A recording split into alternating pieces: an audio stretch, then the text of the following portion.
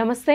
Welcome to Suman TV. నేను మీ యామిని. ప్రస్తుతం మనతో ఉన్నారు ప్రముఖ ఆధ్యాత్మికవేత్త, జ్యోతిష్య రత్న డాక్టర్ శ్రీమతి కోనాల భాగ్యలక్ష్మి గారు ఉన్నారు. అమ్మతో మనం మాట్లాడదాం. నమస్తే అమ్మ. నమస్తే అమ్మా. అమ్మ, ఈ ఏప్రిల్ నెలలో అసలు తులారాశి వారికి ఏ విధంగా ఉండొచ్చు అంటారు? అలానే వీళ్ళకి సంబంధించిన పరిహారాలు కూడా తెలియజేయండి అమ్మ. ఓం గం గణపతే నమః. శుక్లాంబరధరం విష్ణుం శశివర్ణం చతుర్భుజం ప్రసన్నవదనం ధ్యాయే సర్వ విఘ్నోపశాంతయే. ఓం గం గణపతే నమః. శ్రీమాత్రే నమః. ముఖ్యంగా ఈ 1/4/2024 34/2024 ఏ విధంగా ఉండబోతోంది ద్వాదశ రాశుల వారికి అనే విషయాన్ని ఇప్పుడు ఒక్కసారి మనం పరిశీలిద్దాం. 2వ తారీఖున బుధుడు వక్రంలోకి వెళుతున్నాడు. అదేవిధంగా చూసినట్లయితే 10వ తారీఖున మీనరాశిలోకి వెళ్తున్నాడు మళ్ళీ బుధుడు. అది ఆ విధంగా బుధగ్రహ సంచారం ఆ విధంగా ఉంది. 14వ తారీఖున రవి మేషరాశిలోకి వెళ్ళబోతున్నాడు. 24వ తారీఖున మీనరాశిలోకి కుజుడు ప్రవేశించబోతున్నాడు కుంభం నుంచి. 25వ తారీఖున శుక్రుడు తను ఉన్నటువంటి మీనరాశి నుంచి మేషంలోకి ప్రయాణం చేయబోతున్నాడు. ఇది ఈ యొక్క ద్వాదశ రాశుల్లోని గ్రహ సంచారం యొక్క విశేషణ ప్రయాణాలు, విశేషమైనటువంటి ప్రయాణాలు ఇవి. సరే, ద్వాదశ రాశుల వారికి ఏ విధంగా ఉండబోతుంది అనే విషయాన్ని ఇప్పుడు మనం పరిగణలోకి తీసుకుందాం. తులారాశి వారికి ఏప్రిల్ మాసంలో చిత్తా 3, 4 పాదాలు, స్వాతి నక్షత్రం, అదేవిధంగా విశాఖ ప్రథమ, ద్వితీయ, తృతీయ ఏ విధంగా ఉండబోతుందో తెలుసుకుందాం.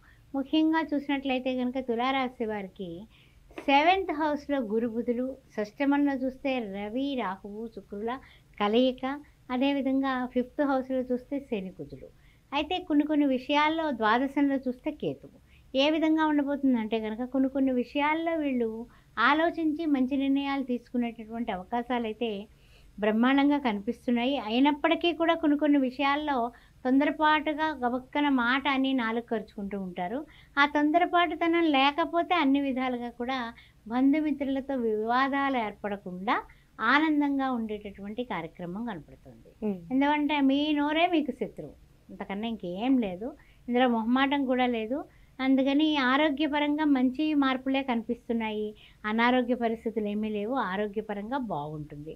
అయితే కొన్ని విషయాల్లో ఏంటంటే కనుక తలపెట్టుకున్న పనులు ఆటంకాలు కలగడం కానీ, చికాకులు ఏర్పడటం కానీ అలాంటివి ఉన్నప్పుడు ఏప్రిల్ 9 వరకు కాస్త మాట ఎదుటి వాళ్ళతో మాట్లాడేటప్పుడు కాస్త మితిగా పరిమితి ఒకటి పెట్టుకొని మాట్లాడితే అన్ని విధాలా బాగుంటుంది.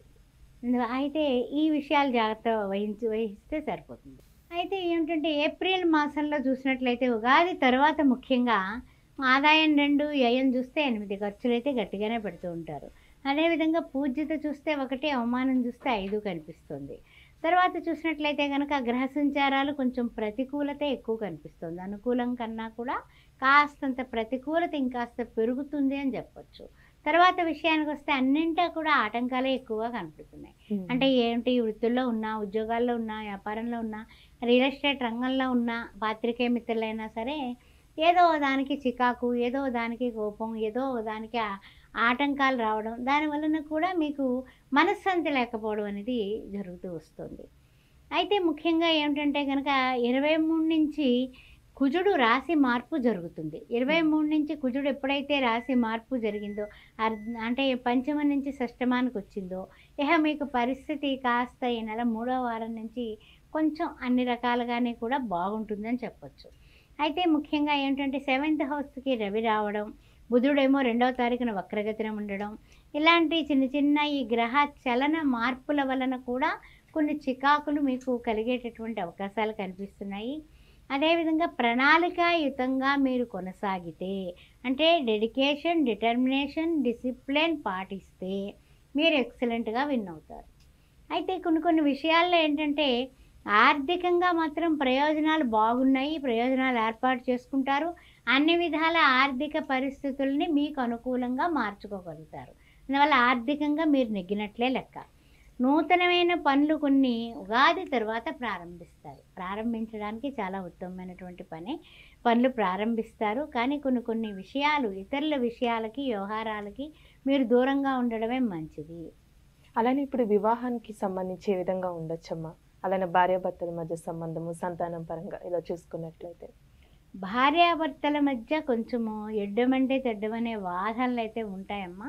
వాదనలు అయితే లేకుండా లేవు. అయితే ఏంటంటే కనుక కొన్ని కొన్ని విషయాల్లో పట్టిన పట్టు గట్టిగా పట్టకుండా కాస్త సర్దుకుని పోవడం అనేది చెప్పదగిన సూచన. ఎందువలన అంటే కనుక ఎప్పుడు కూడా ఒకళ్ళు గట్టిగా తాడు పట్టుకుని లాగితే తాడు తెగిపోతుంది. అందువల్ల కొంచెం మనం సర్దుబాటు చేసుకోవడం మంచిది. ఆరోగ్య విషయంలో కూడా జాగ్రత్తగా ఉండండి. ఆరోగ్యం భాస్కరాదిచ్చేత అనేటటువంటి విషయంలో మీకు చెబుతూ షష్టమంలో ఉన్న రవి 14వ తారీఖున మళ్ళీ తనకి సప్తమం నుంచి ఇక్కడ కట్ చేసుకోండి. షష్టమంలో ఉన్నటువంటి రవి సప్తమంలోకి రాకబోతున్నాడు.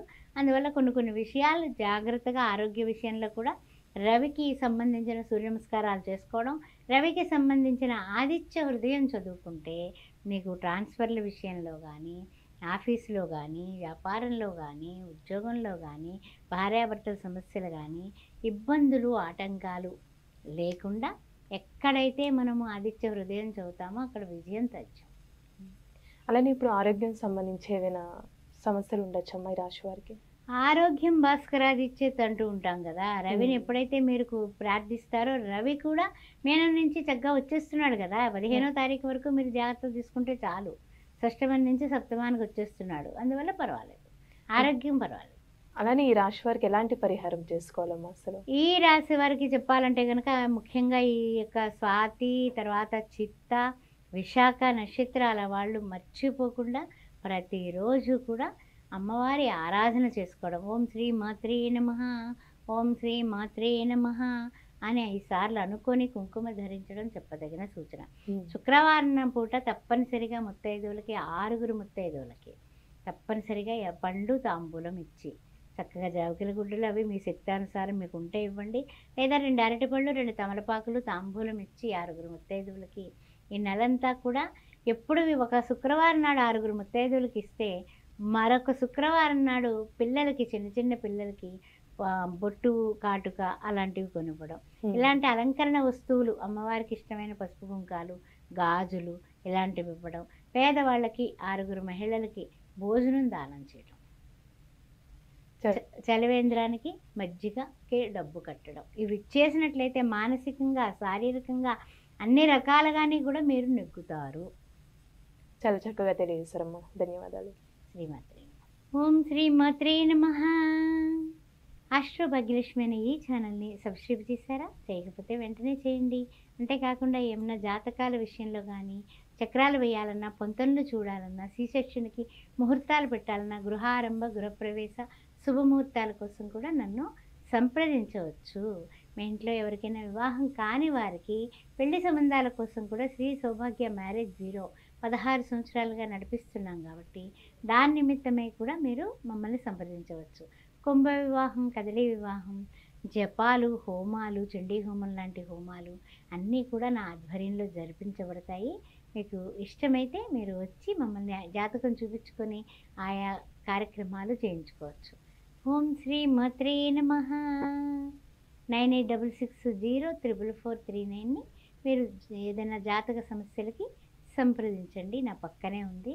కింది నెంబర్లో మ్యారేజ్ బ్యూరోకి సంబంధించిన విశేషాలకి సంప్రదించవచ్చు.